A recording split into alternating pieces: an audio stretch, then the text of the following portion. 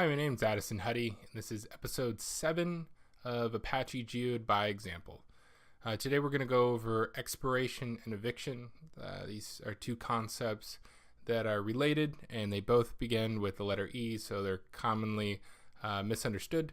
So when you think and you see expiration, think time. Think of an object that is past an expiration date, a certain time to live, or it maybe isn't being used very much. Eviction has to do with size.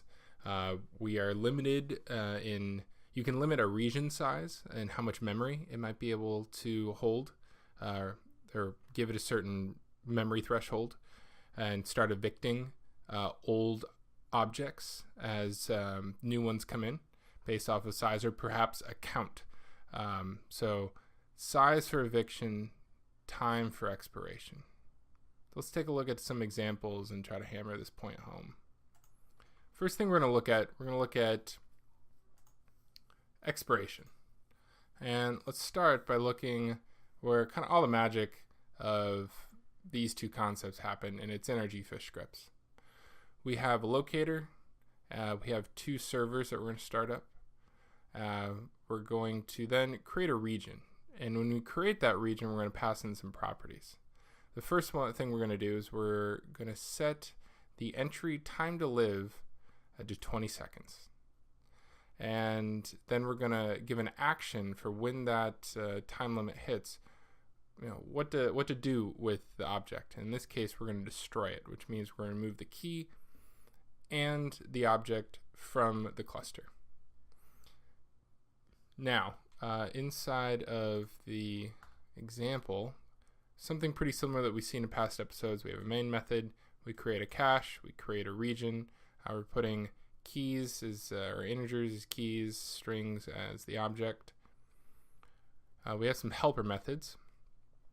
We generate some values and then we insert them into the region. So we're going to first insert 5 values, wait 2 seconds, and then generate insert another 5 values. And then we're going to monitor the cluster. And this method down here, this monitor entries, simply just loops every second and looks at the size on the server and prints out how many entries are actually on it. So what we should see is that as time goes on, these objects should be expiring and they're being destroyed, so they're no longer in the cache, and our count of how big a given region is should go down. So let's run this and see what it looks like. So the first thing I'm going to do, I've built the example already, and I'm going to use Gradle and some of the helper methods to start the cluster. So this is a little helper script that it's one of the tasks. It looks like I gotta shut some stuff down first. I forgot to shut down the cluster. So what this Gradle script does, it's just a little task that goes in and runs our GFish script against the copy of Geode that it's pulled down as one of its dependencies. So in previous episodes, we've used a downloaded version that we got off of one of the releases. We're using 1.6 in that case, and using that to run the GFish scripts by pointing our gfish run command at the files that are in that directory here. In this case, we're using some of those handy helper methods that Gradle has. So we're starting up our locator, we're going to start up our 2 servers, and then we're going to create that region with the information for what we want the region to do around expiration. Okay, so we have our 2 servers, our locator. We have the replicated region created with the timeout, the time to live 20 seconds, and the action destroy. So all we have to do now is run this. And this helper task runs the example main method that we had in here. And so we just inserted 5 values. 2 seconds later, we inserted another 5 values. And now we're just looping through and we're looking how many entries are in that region.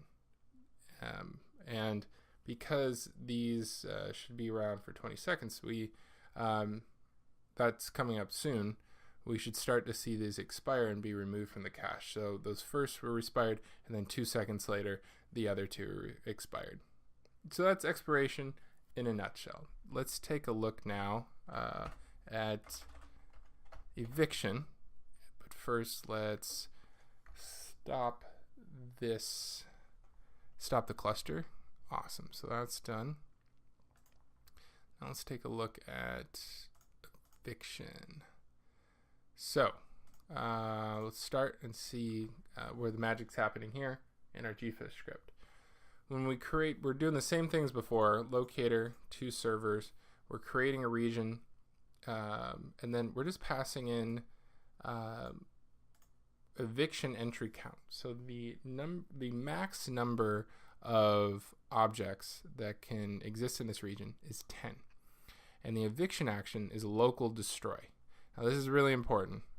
There are 2 options that can be passed in here for replicated regions.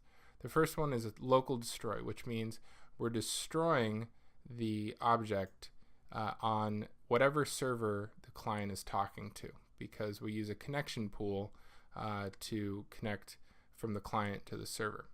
So if this eviction's happening on server 1, that will just be destroyed on server 1, and it won't be destroyed on server 2. And this is all in the name of saving space in a cluster. If the data is moving quick enough, it'll get destroyed eventually, and they might be in sync again.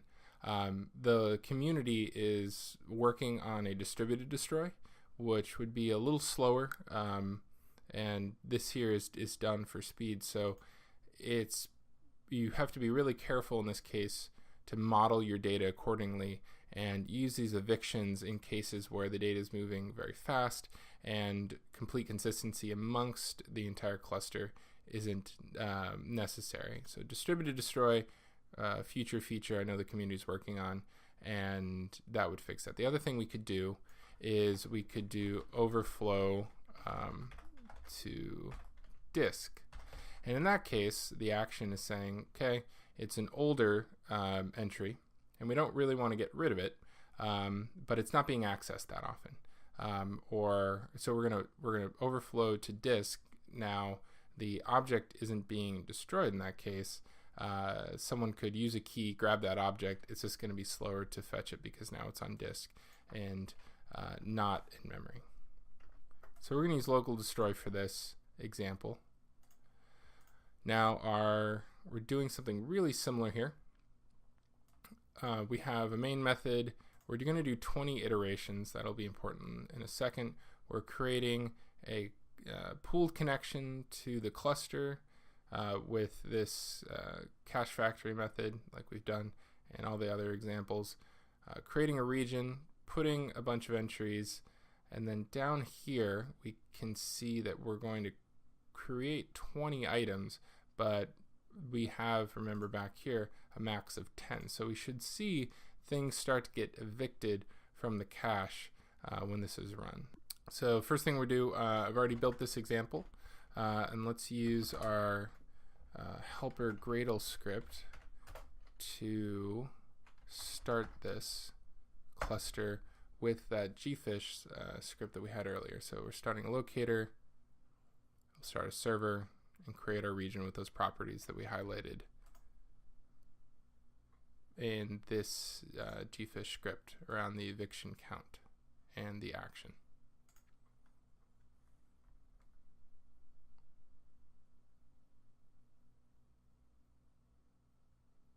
Cool, so we started server.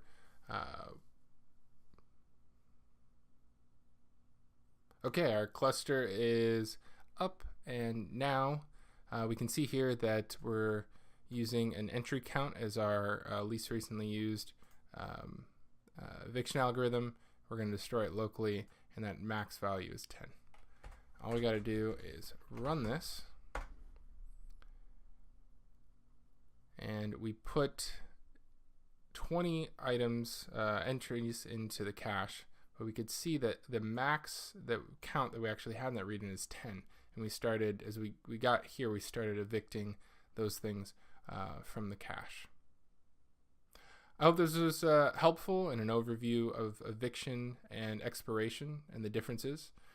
Think time when it comes to expiration and size with eviction. And until next week.